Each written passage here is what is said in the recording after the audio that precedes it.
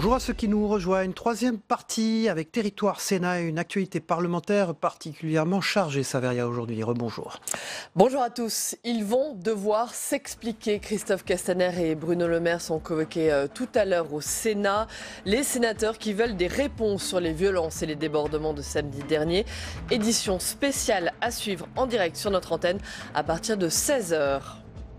L'exécutif qui tente de reprendre la main après les images désastreuses du week-end, les Champs-Élysées saccagés.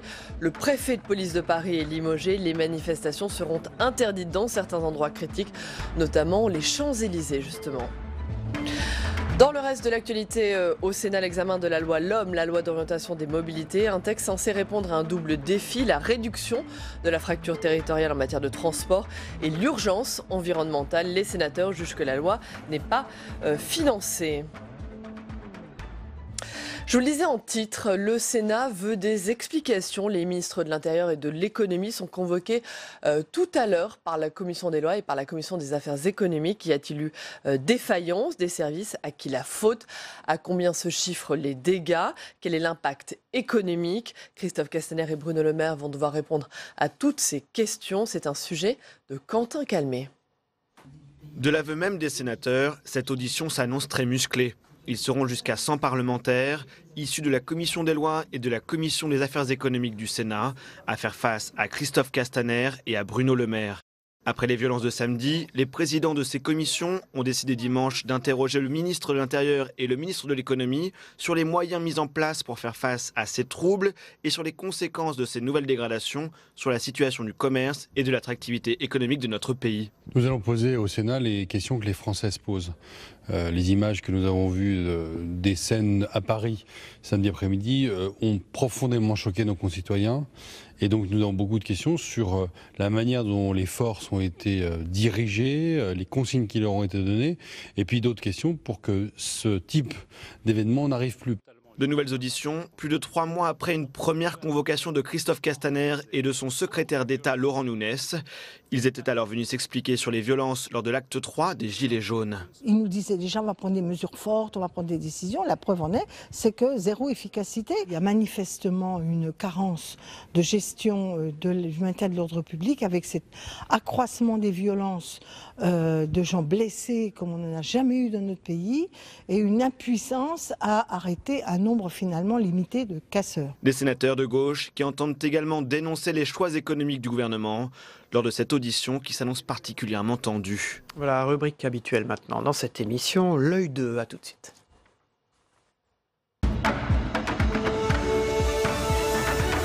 L'œil particulièrement acéré ce matin de Tam Tranui. Bonjour, vous êtes journaliste à Public Sénat, bien sûr, Tam. Bonjour Tam, on va bien sûr parler de cette grande actualité aujourd'hui au Sénat, l'audition conjointe des deux ministres de Christophe Castaner et de Bruno Le Maire. Qu'est-ce qu'on peut attendre de ces auditions ?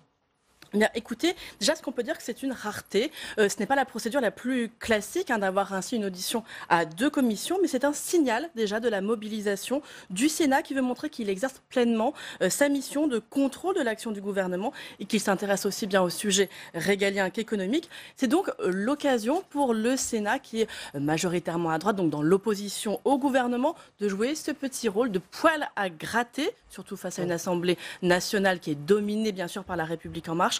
Un rôle qui a été mis en lumière pour le grand public jusqu'ici par l'affaire Benalla, mais qui ne se résume pas à cela. C'est déjà là l'occasion pour le Sénat de le montrer. Donc les sénateurs vont poser, j'allais dire, les questions qui fâchent. Oui, tous les sujets seront sur la table, les moyens des forces de l'ordre, la doctrine de maintien de l'ordre, la chaîne de commandement, l'usage des lanceurs de balles de défense, mais aussi on nous parle d'un possible retour à l'état d'urgence. Certains sénateurs l'appellent de leur vœu.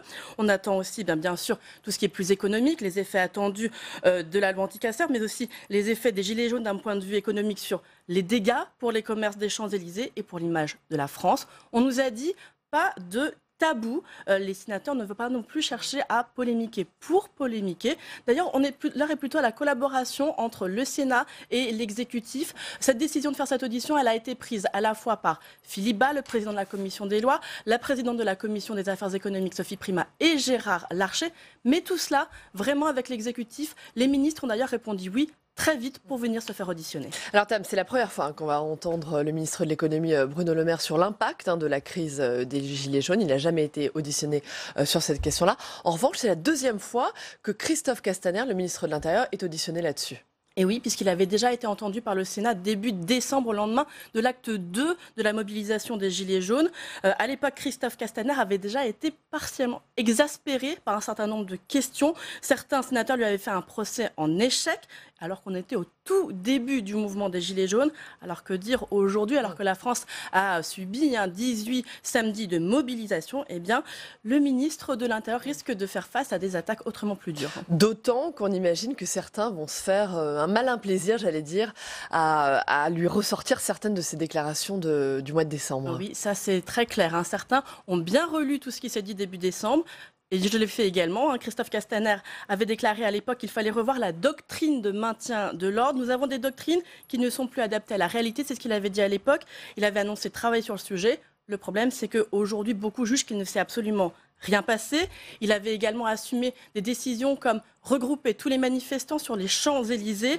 Là, le Premier ministre a bien dit que l'on allait éviter de faire des manifestations qui pourraient être interdites dans certains quartiers. Les Champs-Élysées sont bien sûr concernés.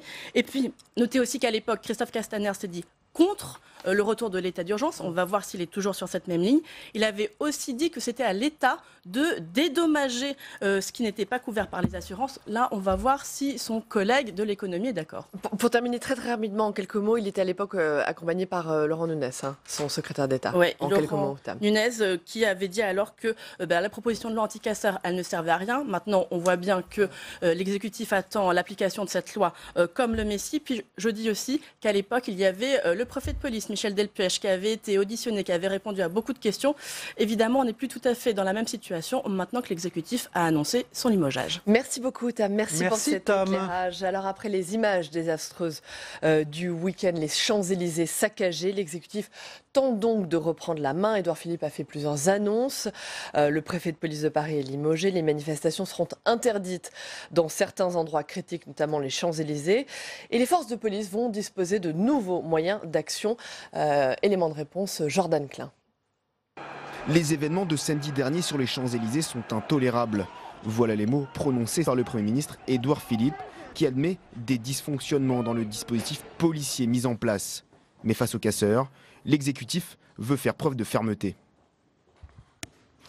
Dès samedi prochain, et chaque fois qu'il le faudra, nous interdirons les manifestations se revendiquant des Gilets jaunes dans les quartiers qui ont été les plus touchés, dès lors que nous aurons connaissance de la présence d'éléments ultras et de leur volonté de casser. Je pense bien évidemment aux Champs-Élysées à Paris, à la place Péberlan à Bordeaux, à la place du Capitole à Toulouse. Le Premier ministre a précisé que l'amende pour participation à une manifestation non autorisée sera augmentée, sans préciser son nouveau montant. Pour les prochains samedis, des moyens supplémentaires seront mis en œuvre, comme l'utilisation de drones pour filmer les rassemblements. J'ai demandé à ce que le maintien de l'ordre soit réorganisé, en accordant une plus grande autonomie aux forces sur le terrain, qui doivent être, à Paris, placées sous un commandement unifié et dotées d'une large capacité d'initiative. En transformant, c'est le deuxième point, les détachements d'action rapide en unités anti-casseurs, dotés d'une capacité de dispersion et d'interpellation pouvant être engagés dès les premiers troubles. Enfin, une tête tombe à la préfecture de police de Paris. Michel Delpech sera remplacé par Didier Nallement dès mercredi. C'est lui qui aura en charge l'encadrement des manifestations futures dans la capitale. Le gouvernement recevra également les maires de Bordeaux, Toulouse et Paris pour faire un point avec eux sur les mobilisations à venir. Voilà, deuxième moment politique de cette émission. Dans un instant, le face-à-face.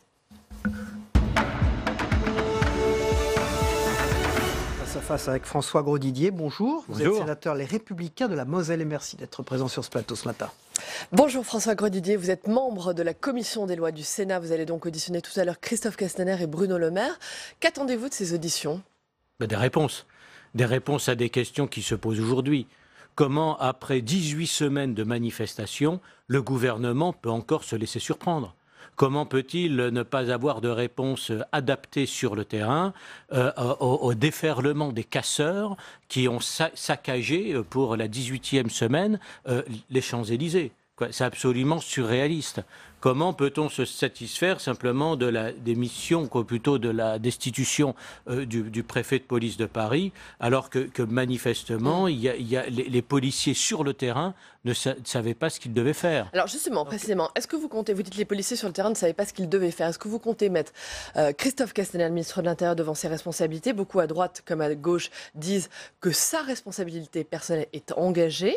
Est-ce qu'il devrait démissionner selon vous? On ne peut pas toujours réduire les questions politiques ou les questions d'organisation à des simples problèmes de personnes. Moi, je me refuse à le faire. Et d'ailleurs, on peut se poser le problème à plus haut niveau.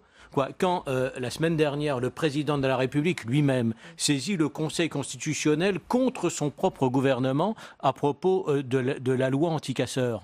Il faut comprendre que sur les terrains, les policiers ne savent pas ce qu'il faut faire. Si au sommet de l'État, on n'indique pas une direction, on ne fixe pas un cap, on ne tient pas la barre, mais on le voit pour essayer de satisfaire tout le monde, et bien sur le terrain, ça a les traductions comme samedi. Donc la responsabilité politique, elle est générale, du président, celle du gouvernement tout entier.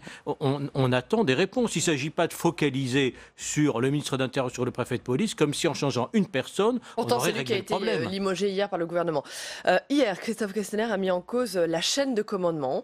Il explique que certains ordres n'ont pas été appliqués. Il n'est pas normal qu'une stratégie définie par le ministre puisse être aménagée à son insu. C'est ce que dit le ministre de l'Intérieur. Alors, voilà. Est-ce que ça vous semble normal qu'un ministre se défausse sur la chaîne de commandement? S'il est vrai qu'il a donné des ordres précis et que ceux-ci n'ont pas été suivis, il est normal que ceux qui ont pas transmis les ordres, on les ont changés dans la chaîne de commandement, soient sanctionnés. C'est normal, mais on lui posera des questions précises. Mais est-ce que les ordres étaient aussi précis? Est-ce que les policiers avaient le droit ou non d'utiliser les lanceurs à balles de défense sur le terrain?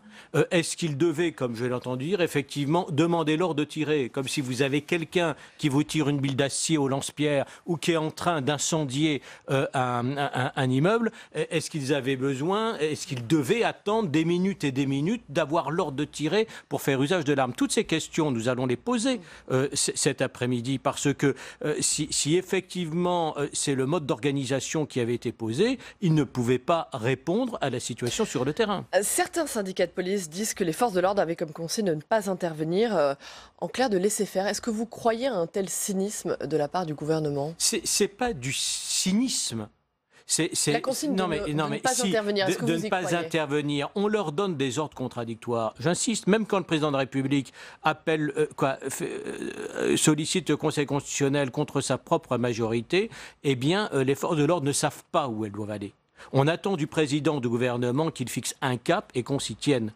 Or, on a un président, un gouvernement qui louvoie. Les hommes sur le terrain sont perdus. Il faut le comprendre. Et la responsabilité est générale. C'est celle du gouvernement, c'est pas celle du préfet de police ou seulement du ministre de l'Intérieur. Précisément, vous demandez un cap, des ordres clairs. Hier, le gouvernement a énoncé une nouvelle doctrine, a annoncé des mesures claires, fermes. Est-ce qu'elles vous semblent suffisantes? Notamment, par exemple, l'interdiction de manifester, en l'occurrence sur les Champs-Élysées. Attendez, j'ai cru un gag. Alors, on n'aura pas le droit de manifester aux Champs-Élysées, mais on pourra peut-être avenue Montaigne. Non, mais attendez, il ne s'agit pas simplement d'interdire le lieu où il y a eu des débordements, mais il s'agit aujourd'hui d'interdire les manifestations de Gilets jaunes à Paris dès lors que les Gilets jaunes s'avèrent incapables d'encadrer les manifestations. On ne va pas simplement déplacer le problème.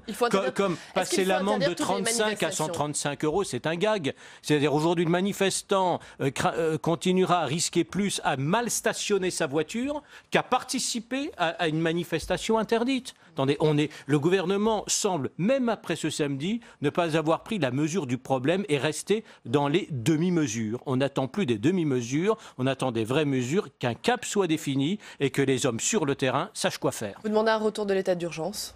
Pas nécessairement, parce que je pense qu'on ne peut pas être en permanence dans l'état d'urgence, ça se justifier contre le terrorisme. Là, on n'a pas un problème de même nature, mais simplement qu'on mette en œuvre rapidement la loi anti-casseurs que nous avons adoptée, qu'on utilise les lanceurs à balles de défense, comme nous l'avons rappelé, bien dans le cadre d'emploi, c'est-à-dire pour arrêter des délinquants et non pas pour disperser des manifestants, mais que les ordres soient clairs et soient suivis sur le terrain. Et bien, ça permettra que aussi la justice suive poursuivre. Aujourd'hui, l'arsenal judiciaire doit suffire, mais il y a certainement des peines comme celle de la participation à une manifestation interdite. Et quand une manifestation n'est pas autorisée, il faut qu'elle soit interdite. Il faut pas. Le gouvernement lui-même a laissé prospérer ce type de manifestation sans encadrement, dont on ne sait pas si c'est des manifestations, des attroupements, et il a laissé cela se développer sur l'ensemble du pays depuis maintenant plus de 4 mois. Et cette situation n'est pas tenable. Il faut qu'on revienne à l'état de droit. François Grosdidier, si la loi anti-casseurs avait été en application, est-ce que ça aurait changé quelque chose? Ça aurait pu éviter que certains casseurs récurrents soient présents. Ça ne règle pas tout le problème. C'est-à-dire que ça règle une partie du problème, ça réduit à la source une partie du problème. Ça n'empêche pas qu'il faut utiliser, dans le cadre bien approprié, le lanceur balle de défense. Il faut interpeller tous les délinquants et non pas assister de façon impuissante à leurs méfaits. Donc ça demande aussi un changement de doctrine du maintien de l'ordre, mais à partir d'ordre clair et d'une nouvelle doctrine réaffirmée de façon claire et nette, ce qui n'est manifestement pas encore le cas aujourd'hui. Pour terminer, j'aimerais vous entendre sur un tout autre sujet, l'affaire Benalla, puisque vous êtes membre donc de la commission des lois, vous avez participé à cette commission d'enquête sur l'affaire Benalla. C'est jeudi que le bureau du Sénat doit se prononcer sur les conclusions du rapport de la commission d'enquête. Est-ce que le Sénat doit transmettre à la justice, au-delà des cas d'Alexandre Benalla et de Vincent Kras, 3 autres noms de collaborateurs qui sont Alexis Kohler, Patrick Stroda et le général Laverne, collaborateur proche du chef de l'État? Bien sûr, et pas forcément seulement eux. C'est-à-dire qu'il est évident que les 3 personnes que vous avez citées nous ont expliqué d'abord que M. Benalla s'occupait de tout sauf de sécurité. Ensuite, ils ont expliqué que il pouvait s'occuper un peu de sécurité parce qu'il coordonnait l'ensemble. Après, ils étaient chargés de coordonner la sécurité. Après, on découvre que M. Benalla a un port d'armes pour assurer les missions de sécurité. Donc, manifestement, il y a eu mensonge, au minimum des vérités glissantes qui ont évolué au fur et à mesure que la presse révélait d'autres faits. Donc, il y a effectivement eu des contre-vérités dites devant la commission d'enquête. Il n'y a aucune raison de ne faire payer que des lampistes, comme on a d'ailleurs fait payer un professeur de médecine qui avait menti devant la commission d'enquête sur la qualité de l'air. Donc nous devons saisir la justice, mais pas de façon exclusive. La justice pourrait aussi découvrir dans ses investigations que d'autres personnes nous ont menti. Et donc je crois qu'il faut une saisine large et qui ne soit pas exclusive. Une dernière question, François Grosdidier. Si le Sénat fait le choix de ne pas transmettre les noms de ces 3 collaborateurs à la justice, est-ce que vous pensez que ça sera sur pression de l'Élysée, par exemple?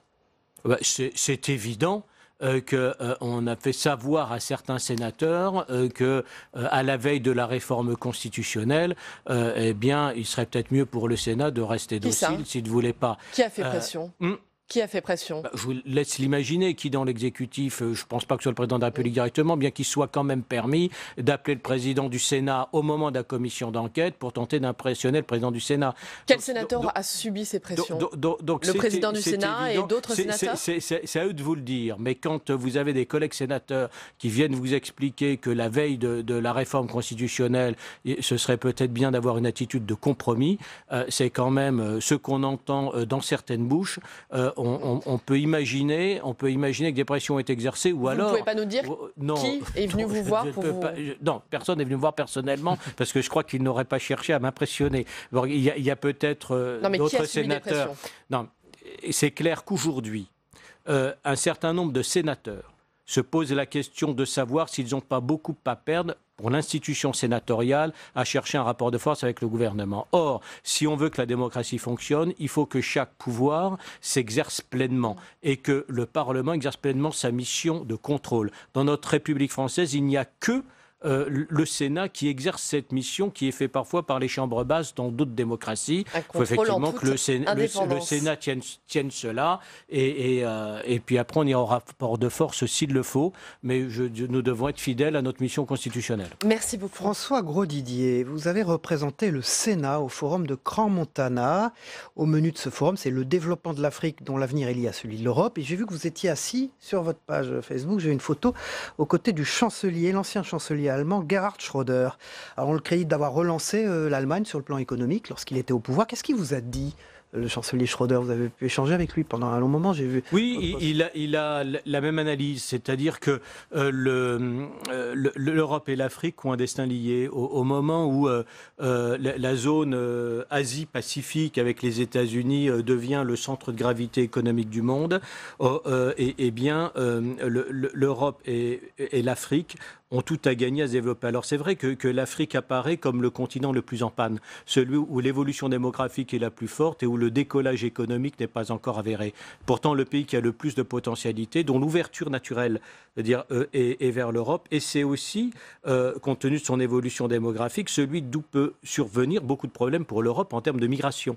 Donc nous avons tout intérêt à favoriser le développement sur place, je veux dire, des Africains, à faire que les Africains puissent à la fois vivre bien en restant chez eux et comme première direction, orientation économique, l'Europe et inversement. Ça représente pour l'Europe un marché de proximité. Donc voilà, donc ce soit sur un plan économique, culturel, universitaire, et il faut que nous soyons capables aujourd'hui de concevoir nos destins ensemble, sans pour autant ne le poser qu'en termes de barrage, comme c'est le cas aujourd'hui. L'ancien chancelier allemand, il était en forme, vous avez discuté avec lui? Il était effectivement en pleine forme, et c'était effectivement en pleine forme, plein d'idées, avec énormément de distanciation, de recul, sur les événements, une belle perspective historique, mais également une grande capacité d'anticipation. Donc ce qu'on a dit sur l'Europe et l'Afrique est passionnant et pose un autre regard sur nos perspectives économiques, démographiques et culturelles. Merci beaucoup. Voilà, sur les deux continents. Merci. François Grosdidier, sénateur Les Républicains de la Moselle. Saveria. Dans le reste de l'actualité au Sénat, l'examen de la loi d'orientation sur les mobilités, la loi LOM. Elle doit permettre de réduire les inégalités territoriales en matière de transport. La loi doit aussi répondre à l'urgence environnementale. Les sénateurs jugent que la loi n'est pas financée. Explication Alizée Boissin.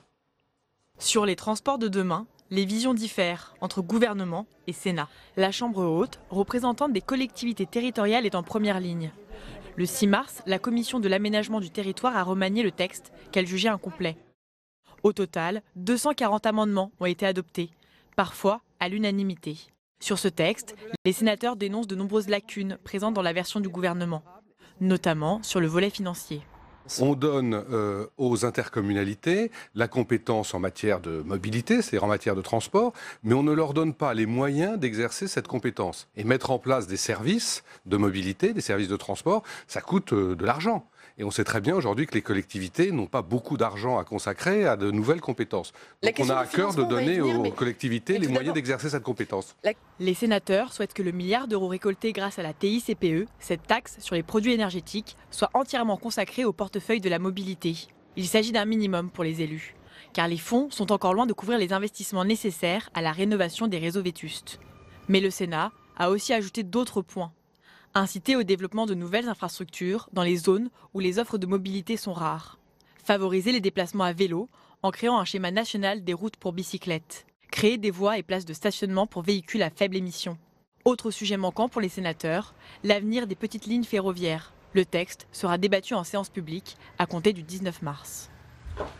Voilà, et on passe à l'agenda, ce qui se passe au Sénat. On vient d'en parler beaucoup, mais encore d'autres choses, ça va rien. Aujourd'hui, à 16h30, nous venons d'en parler, les auditions de Christophe Castaner et de Bruno Le Maire, le ministre de l'Intérieur, le ministre de l'Économie et des Finances, auditionnés conjointement par la Commission des lois et la Commission des affaires économiques sur les violences commises à Paris samedi lors des manifestations des Gilets jaunes, édition spéciale à suivre sur notre antenne dès 16h. Autre temps fort aujourd'hui au Sénat en séance à 14h30, l'examen du projet de loi d'orientation des mobilités. On vient de voir un texte que les sénateurs ont profondément modifié. Ils sont notamment inquiets du financement de cette loi. Et puis demain, une audition importante à suivre à 9h30, l'audition de Jacques Toubon, le défenseur des droits, auditionné par la Commission des affaires sociales, sur le rapport sur la dématérialisation et les inégalités d'accès aux services publics. Voilà, Jacques Toubon critique sur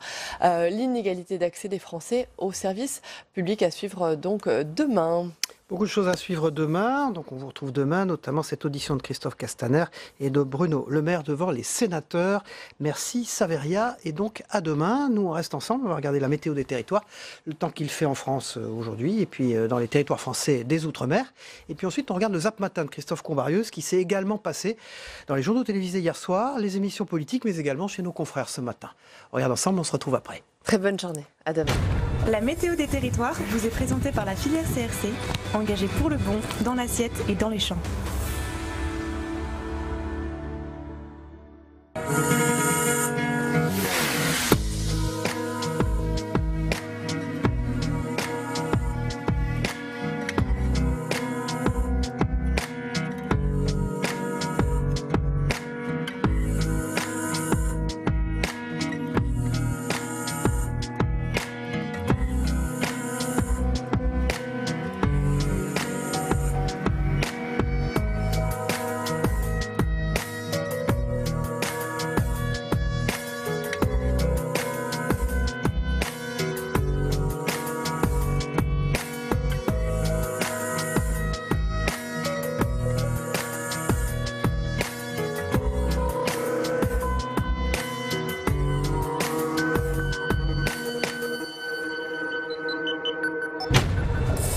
C'était la météo des territoires avec la filière CRC, engagée pour le bon, dans l'assiette et dans les champs.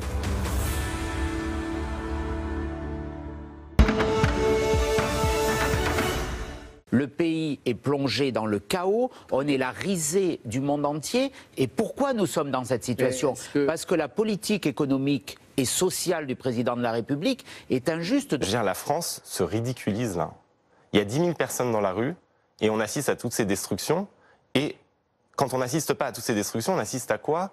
À des gens à des policiers qui tirent à flux tendu sur des manifestants. Je veux dire, on ne sait pas maintenir l'ordre. Qu'est-ce qui se passe ? On nous avait promis la compétence. Elle est où la compétence là ? Vous savez, le renoncement, ça a commencé à Notre-Dame-des-Landes. Notre-Dame-des-Landes qui commence à être réinvestie d'ailleurs par les zadistes. Et ces zadistes-là, on les retrouve aujourd'hui sur les Champs-Élysées. Moi, je ne comprends pas. Ce sont les deux principales figures du mouvement des Gilets jaunes. Et aujourd'hui, ils sont dans le viseur du gouvernement. Sur les réseaux sociaux, Éric Drouet a appelé à envahir l'Élysée. Maxime Nicole, lui, a légitimé la violence de ces derniers jours. Vous vous rendez compte que ces deux personnages sont fiers, ils ont utilisé ce mot, que quelqu'un ait mis le feu à un immeuble d'habitation au risque de voir périr des familles entières à l'intérieur. Et ils sont fiers. Ce sont des révolutionnaires d'opérette. On a une équipe, franchement d'amateurs, je suis désolé de le dire, qui réagit trop tard à chaque fois, alors que c'était, je le répète... Donc Christophe Castaner aurait dû être viré ? Très franchement, oui. Est-ce que la démission du ministre de l'Intérieur, Christophe Castaner, a été envisagée ? Non, car encore une fois, le sujet que nous avons constaté, c'est un dysfonctionnement dans l'exécution d'une stratégie qui avait été fixée par le gouvernement. J'ai donc pris la décision, avec le président de la République, de procéder au changement du préfet de police. Rien de nouveau, beaucoup de palabres, un lampiste qui saute pour essayer de détourner l'attention sur les fautes, sur l'incapacité, sur l'impuissance, sur l'incompétence du gouvernement. Le préfet de police, par nature, met en œuvre la sécurité et l'ordre public. Le ministre définit une stratégie, je vous ai dit, on l'a changée entre le 1er et le 8 décembre.